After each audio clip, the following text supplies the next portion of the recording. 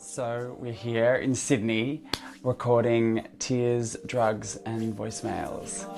Ooh. Ah.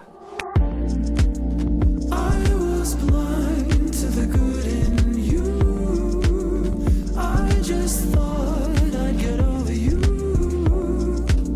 Tell me what I want is true. There will never be another you. Oh, oh.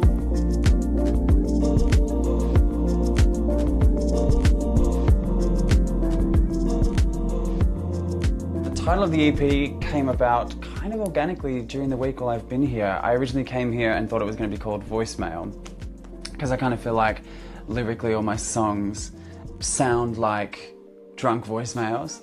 Like I feel like when you break them down, like the darkness of some of the lyrics and some of the quirks of them, they all sound like that phone call that's like, you know, when you're 5 glasses of personality deep and you're like, oh, I should not make that phone call. And then I looked at the lyrics again, and then the more and more I listened to the tunes, the more I felt like this collection of songs that you could, you know, lay in the bath to with a glass of red and feel your feelings. But then also the kind of songs that you could just vibe, you know, with friends. So I just thought, right, what do I do with this? And so then there was a moment, it was called Weekends Are for Tears and Drugs.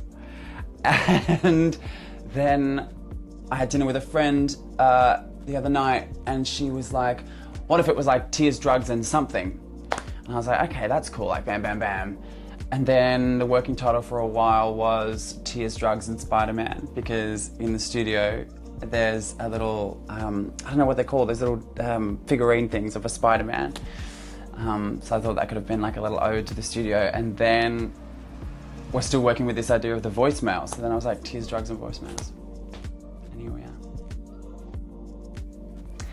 I'm working with Oscar Shirar, my producer, who is just incred. I met him on Monday, but we've been back and forth chatting about this project for so long, and we've been back and forth with, you know, sending him tracks and voice memos and, you know, new chord progressions and new lyrics and things, sort of, you know, preparing for this week. But I met him on Monday officially, and we've just had the best time. Like, we've just been like bam, bam, bam, bam, bam. Like, the songs have just been really flowing, and the production is incredible, and he's also just a cool dude. How are things going today? Good. Smashing through. This is song number, on 4 of 6. But it's good. On day 2. Day 2. Yeah, we're killing it. Yeah, we're trying to, it's good, we're ahead, Yeah. which is nice, Yeah. so we don't have to stress as much. Nah, we just...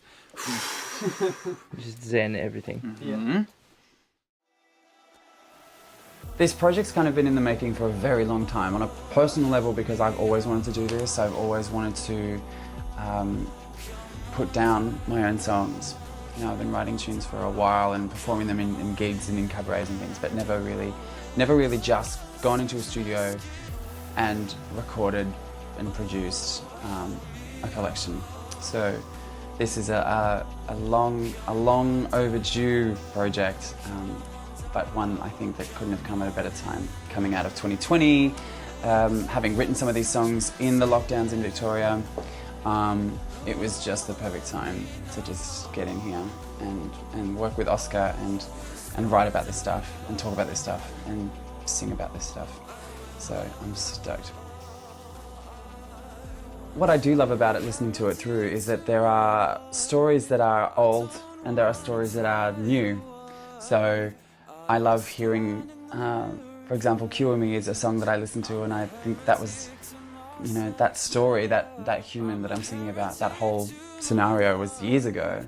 So I can hear that song and be like, oh, that's a beautiful little cathartic moment that's now captured in a song from a long forgotten experience. And then, you know, songs like Heretic is a recent thing because of, you know, the brilliant world we live in of gender fluidity and gender expression and my journey through that with my own gender and now same thing that now exists in this bop that, you know, I can just chuck on and we can throw on and we can dance to it, we can party to it, we can sing it out loud and just be ourselves. And anybody who's had any form of exploration with their identity and their sexuality and gender, I hope hears a track like that and goes, this is now, this is appropriate, this makes me feel good, it makes me feel seen, it makes me feel powerful and beautiful. And that song I only wrote very recently because of my own journey and my own experience and wanting to just with it. And now it's a banger on the EP. So today we decided to put some interludes in between some of the songs. Yeah. And the idea is that it's like their voicemails, or the whole vibe of the whole EP is like lyrically like drunk voicemails essentially. But so then we thought, let's put some literal voicemails in. Checked my phone, the only person who really leaves me voicemails is my grandmother. So she's going to be on the EP. So you'll hear her in a moment. She's track 4. Yeah. I should put in brackets featuring Judith Wilmot. Yeah. Can you imagine? Like voicemail 1 featuring Judy Wilmot. Yeah. Yeah, it's this. Oh, hi, you're Adam. It's just Grandma, darling. Just calling you just to see how everything's going. I hope everything's going well and we'll catch you soon. Love you, my sweetheart. Bye. Today is our last day in the studio, and we're going to sit down and listen to what we've created together. And I'm like equal parts shitting myself, but just so thrilled with what we've created and what we're gonna put out there.